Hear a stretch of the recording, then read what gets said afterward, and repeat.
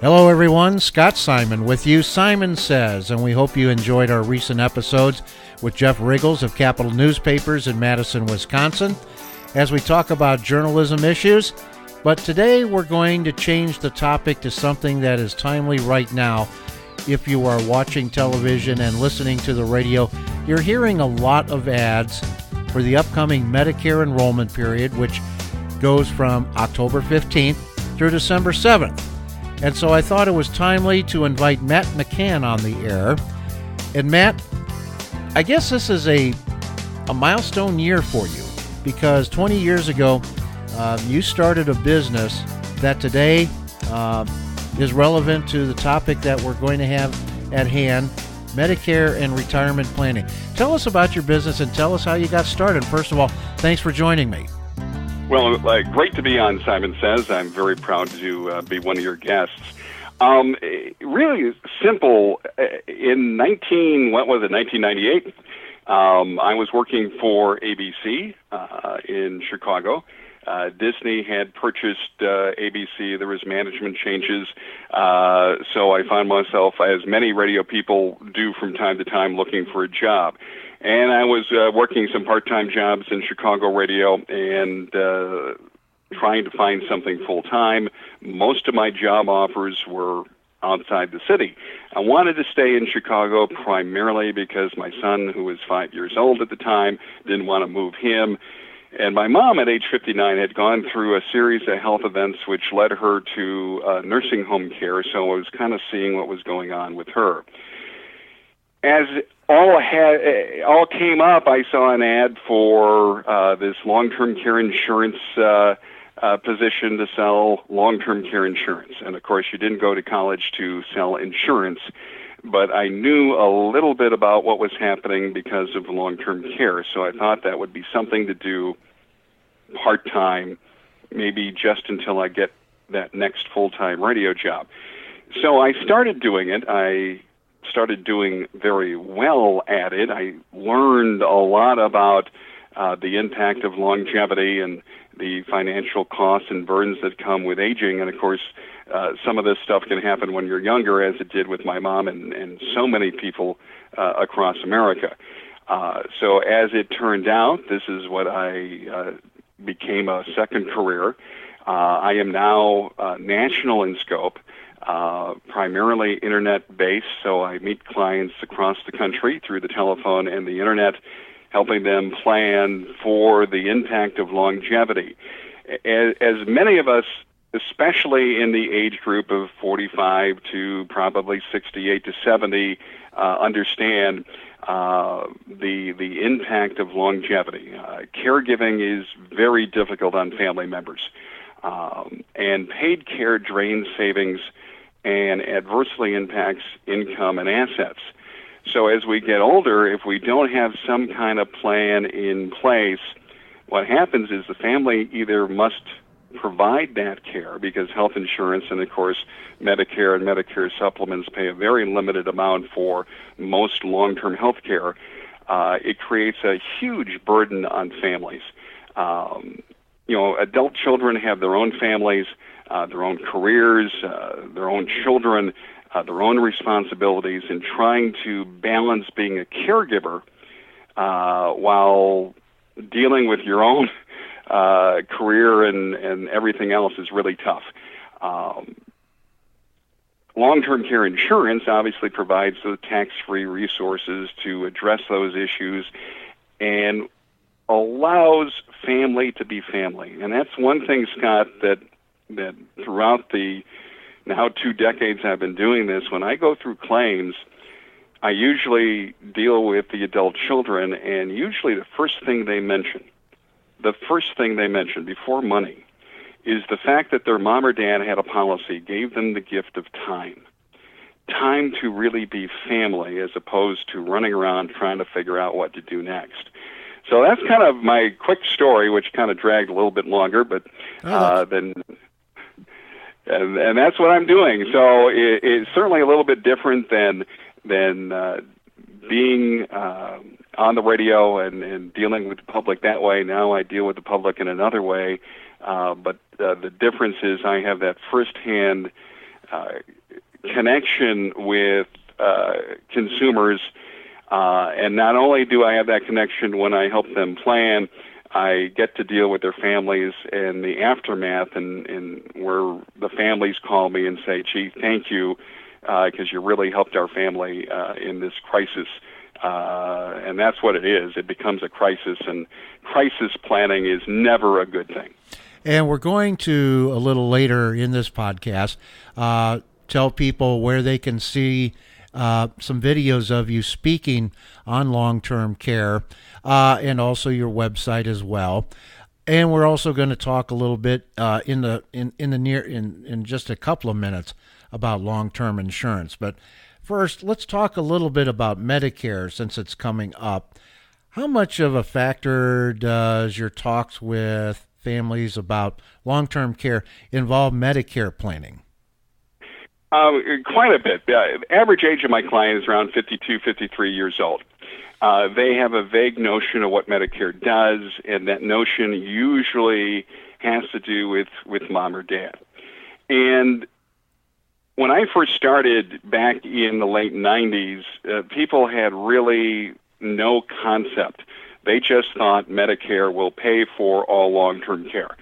And they really didn't find out that it did not until a peer went down and they saw that friend or neighbor end up being financially devastated because of the costs of long-term health care. Today, most of us who are now planning in our age group have experienced what happens with a parent or an aunt or uncle. So they kind of have an idea that Medicare doesn't cover most of these costs, but they don't know exactly. So one of the things that I do is I kind of cover what Medicare does and does not do. As you know, Medicare is basically health insurance for those 65 and older. And generally, people have some kind of supplement to Medicare. Obviously, there's Medicare Advantage, which is kind of, a more of an HMO type of situation, has little or no premium, or there's the traditional Medicare supplements, which tend to give people more choice in providers, but in either case, they follow the same rules. Medicare will pay a maximum. When I talk about Medicare, I'm talking about any Medicare supplement, a maximum of 100 days of skilled long-term health care. And there's, of course, a lot of rules and regulations that go along with that. But most long-term health care is custodial in nature. And what custodial care is what most people end up needing, which is help with what we call activities of daily living or supervision due to a cognitive decline. The activities of daily living are all the things that we kind of take for granted today, that we had to learn how to do as an infant. Things like eating, bathing, dressing, going to the bathroom, moving from one place to another. That at some point, either due to illness, accidents, or just the impact of aging, that we need help and assistance with. Or, of course, cognitive decline, Alzheimer's and dementia, which, as you know, is in the news all the time. And once you hit certain milestones of ages, 70, 75, 80, 85, and so forth, our risk of having some kind of cognitive difficulty increases dramatically as we get older. So custodial care or supervision due to memory is not covered by any kind of health insurance or Medicare or Medicare supplements. Now, Medicaid, which a lot of people confuse Medicaid and Medicare, Medicaid will cover custodial long-term care. But I think, Scott, one of the things that people need to understand, and I always help educate them, is what is the difference between Medicaid and Medicare? One of the easiest methods to understand this, and this will help even when listening to politicians talk in political season about these programs, are the last few letters of the word tells you everything that you need. Medicare, care, is health insurance. We pay taxes for it. It becomes our primary health insurance for most people at age 65. Generally, there's a supplement to that, et cetera, et cetera. Medicaid, aid, is the medical welfare program. It was never designed for long-term health care. However, it is the primary payer of long-term health care services and supports in the United States. And since most people were not poor to begin with, they went through what we call the Medicaid spend down. which means, depending on the state, you have to divest most of your assets. And you just can't give it away to your kids because the Deficit Reduction Act of '05, signed by President Bush, which went into effect in January of '06, makes it basically illegal to just give away assets to qualify for Medicaid. There are look-back periods and all such sorts of rules and regulations to avoid those with a lot of wealth to give it away to make sure the taxpayer pays for the care. So they've gotten rid of a lot of those loopholes that people use to preserve the Medicaid program for what it's intended, the poor. The idea, of course, is to avoid the Medicaid system. You don't want to have to lose everything to go on Medicaid. Quality of care on Medicaid is certainly limited in many circumstances as far as quality and availability, and most people are concerned about quality care. So long-term care insurance obviously safeguards assets to avoid that kind of spend down to get to that Medicaid situation. So Medicare basically is health insurance. Whether you're 45 and you have normal health insurance from an employer, or you're 65 plus and you have Medicare and a supplement, health insurance and Medicare are not answers to long-term care. Medicaid is a welfare program. You've got to be poor or become poor, and long-term care insurance obviously helps safeguard assets. We're going to talk about long-term care with Matt and that type of insurance in just a moment. But first, a word from our sponsor, doTERRA Essential Oils. Your wellness consultants are Jay and Kathy Kirsting.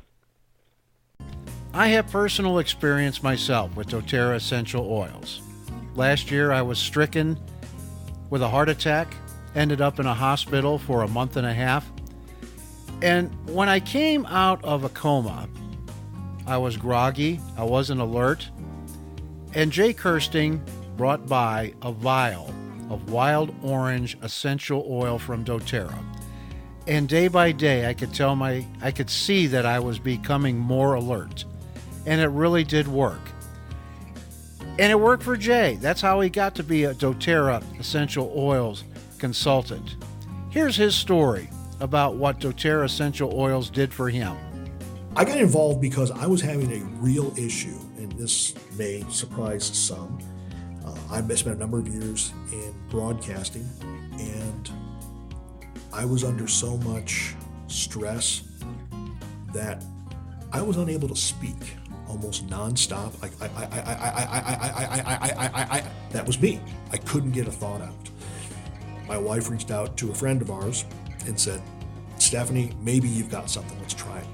She presented us with this essential oil called Balance.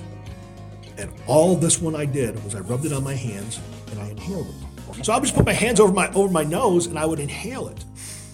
And within a couple of days, I was back to speaking normally again. So we're coming up on the holiday season.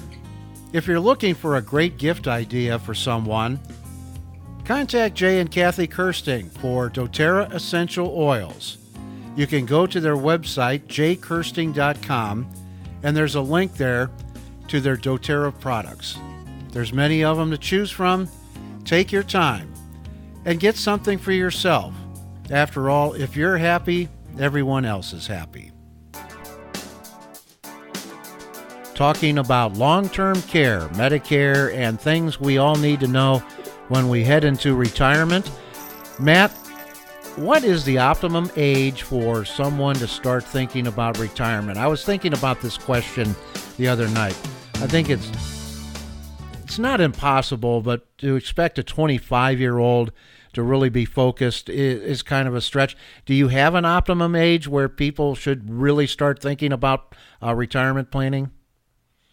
Well, if you're asking specifically about retirement planning. Well, I mean long-term care. I mean that. Okay, because I was going to say, if you're talking about retirement, you should be, your first job, you should be making sure you're contributing to your 401k, right, especially if your employer is matching it. But if you're talking about long-term care, the ideal time would be 6 months before you need care. But unless you have a secret, way to see the future, a crystal ball, we don't know when we need care. One of the things a lot of people are unaware of is with the advances in medical science, things that used to kill us no longer do, which is great. It allows us to live longer and enjoy life longer period of time. But if you don't die and you don't recover, the only thing left, of course, is long-term health care. And a huge percentage of people under age 65 need long-term health care services. And that is something that the statistic is 44%. 44% of all people currently receiving long-term health care and supports, according to a Senate report, are under the age of 65. Now, obviously, some of that is military. You got to take that out. But think of it this way. Years ago, if you had a stroke, you died. You had cancer, you died. You were in a bad auto accident, you died. Today, not so much. But if you're not recovering and you're not dying, long-term care can and does happen at all ages. And, of course, that's not to mention early onset Alzheimer's and dementia, Parkinson's, and various types of cancers and many other things that cause long-term care at all ages. So that's part of the equation, with the understanding that long-term care can and does happen at all ages. The ability to get a policy is totally based on your age and your health. Most companies will not consider new applicants over age 74. So you can't wait to, you're 80 and get a long-term care policy. There are a few exceptions, but the premiums are extremely high, and you got to be really healthy, which is probably unlikely. And premiums, because they're based on age, the younger you are, the premium is lower, and premiums are intended to remain level. The other factor is you're typically healthier when you're younger. If you've ever heard the term, Scott, your fragile 50s. It's called the fragile 50s because think about the things that people start getting diagnosed with in their 50s. Often, all of a sudden, they're in 50s, you're on cholesterol medication, you're on blood pressure medication. Maybe you got some thyroid issues. Maybe there's a joint replacement. Stuff just starts happening. And so now you're into your 60s, and now that stuff now has advanced. Well, from an insurance company standpoint, you must health qualify in order to get a policy, because once they give you the policy, they're stuck with you the rest of your life. So you can't wait till you have a health event or accident to get a policy. Generally, most of my clients are from age 48 to 64. Obviously, I have people as old as mid-70s that I talk to, but that is kind of the best time to do it. You still have generally good health. The premiums are low because of your age. And think about, for most people, once you start getting into your early 50s, your kids are about to or out of college, you're really headstrong into your final effort of retirement planning. You're making the most money you probably ever did in your life, generally at that time, and it's a great time to plan. That's not to say, of course, Scott, that if you're sitting there at age 67 and you haven't done anything, then it's the end of the world. But ideally, that's the time to plan. Prior to retirement, in your late 40s and 50s, assuming you have relatively good health, and once the policy is in place, they can never cancel you. Wow, okay. That's great. Hey, let me ask you, okay, let's say a 50-year-old calls you up and say, Matt, I want to take out a long-term care insurance policy. Are there different levels? Yeah, you basically design your own plan. Long-term care insurance is custom designed. It's not like buying other types of insurance where you get this coverage and that coverage. You first select a daily or monthly benefit. It's how much the insurance company is going to pay towards your care, either on a daily or monthly basis.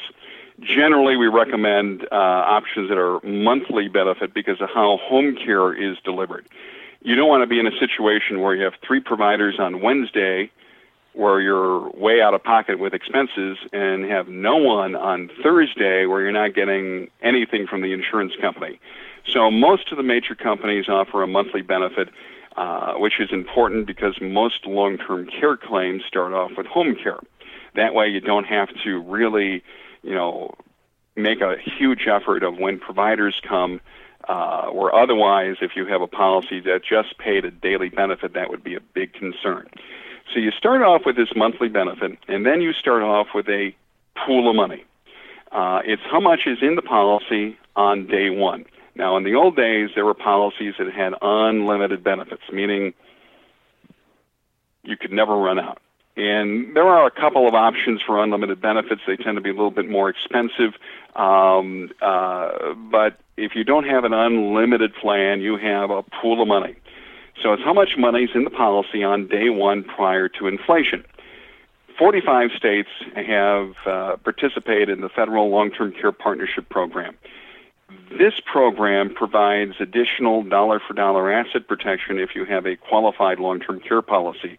So in the event you spend through all the money in the policy, you can legally shelter your estate from the Medicaid spend down, so you don't have to exhaust all your assets to qualify for Medicaid. Basically, the government is rewarding you for planning, knowing that if you plan, the chance of you spending down all your money to get to Medicaid is dramatically diminished. So, but the partnership program requires certain levels of inflation protection, which for most part people would want to have in their policy anyhow. So that means your monthly benefit and that pool of money grow with inflation. Now that's factored in the cost of the premium. So while the benefits keep on growing, the premium does not. The premium is intended to remain level. That way, if you're age 52 and you're going to spend $800 a year or whatever the monthly equivalent of that is, you can do the fast math on that. But you know that your benefits will be growing, your premiums intended to remain level. Now, I should mention, Scott, that intended to remain level does not mean guaranteed to remain level. Someone does a quick internet search, they've seen about long-term care insurance premiums going up. These are all what we call legacy policies, policies that were sold and marketed decades ago prior to rate stabilization rules that are in effect in most states, and more importantly, prior to the interest rate crash. No actuary, when they were designing these plans decades ago, ever dreamt that we would have this long a period of time with extreme low interest rates. So those old policies never considered that. Well, if the insurance company was expected to earn 6, 7, 8%, and they were earning a fraction of that, obviously you don't need to be a math major to figure out that something has got to give. Everything today is priced based on the new rate stabilization regulations that are in place and the extreme low interest rates. Matter of fact, Scott, just recently the American Association for Long-Term Care Insurance did a survey of industry actuaries, and they basically overwhelmingly agreed that the chance of future rate increases on the current products is nil. Not zero, but nil. And the only way a premium can increase is if an insurance company goes to the Department of Insurance, proves a substantial need based on actuarial reasons alone, and have it go across the board to an entire class of people, so they could never pick on you individually. So it's not easy to raise premiums, but more importantly, these plans today are priced actuarially based on all the correct assumptions, interest rates, conservative underwriting.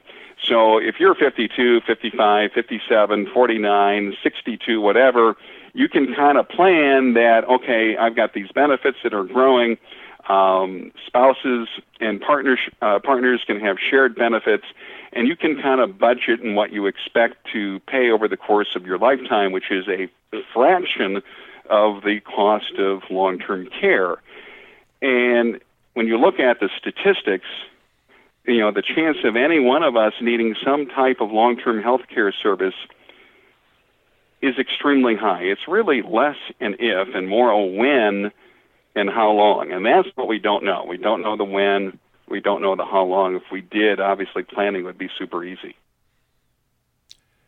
There are so many issues involving long-term care, and we're going to invite you back at least once a month to talk about these, especially what you mentioned about, the pay down, the Medicaid pay down, and people don't realize, the consequences of that if you don't plan and what happens to estate assets. It's really fascinating, and it's something that everyone should know about. And I want to say, especially when you start turning to be 35, because I'm always a believer in don't wait, start educating yourself now, even if you don't take action. Matt, where can people online see some of the videos of your presentations all over the country about this? And where can they go to you online if they have a question for you? Well, if you search Matt McCann on the internet, you'll find me all over the place. I would first start by going to my website, and I'm going to give you an easy URL to remember, and it's radioltc.com. So radio and the letters LTC, Larry, Tom, Charlie, or longtermcare.com. That takes you directly to my website, which is McCannLTC.com or .net. I got .org. They all go to the same place. But I have a very comprehensive website that has a lot of resources on there. There are some other good websites that consumers can go to that I certainly recommend. The U.S. Department of Health and Human Services has a specific website for long-term care planning. That's longtermcare.gov. And a lot of these websites, links are on my website in the resource section. There's also the American Association for Long-Term Care Insurance, the AALTCI. Their website is aaltci.org. They're a national consumer education and advocacy group. They have a lot of resources on that website. There's a website I use often, ltcnews.com, that has a lot of articles and other resources on long-term care. There's a lot of good stuff. However, I would caution people, with the internet, there is a lot of, I hate to use the term fake news, but I will. There's a lot of stuff that is not so accurate, what I call advocacy websites that are misrepresenting facts to be nice about it. So you got to be careful on what you read on the internet, just like you got to be careful on what you hear on the radio or see on TV sometimes. Analyze it. Talk to someone that has a lot of knowledge on long-term care. Now, I help people across the country. I'm licensed in every state. There's only a handful of us on that level that do that, but that would be the first thing to do. There's videos that I'm in that kind of explain stuff. There's a lot of good resources on my website and those other websites that give someone at least the beginning education so they can then take that next step and talk to either myself or someone like myself who has that experience and can ask the right questions to give a consumer something very specific to think about. All right, Matt, thank you for joining me, and this is going to be a continuing topic on Simon Says. Glad to be here, Scott. Have a great day. Matt McCann, we'll talk about long-term care issues. Don't forget, the 15th, next week, the enrollment starts for Medicare, and it continues through December 7th. I'm Scott Simon of Simon Says. Thanks for joining us. Please listen on our website, simonsaystories.com, or subscribe on iTunes, Stitcher, Google Play, and soon on Spotify. And thanks to doTERRA Essential Oils for being our sponsor. Christmas is coming up in 2.5 months. Think of it as your Christmas gift this year. Until next time, I'm Scott Simon. Simon Says, saying so long from the greatest city in America, Las Vegas, Nevada.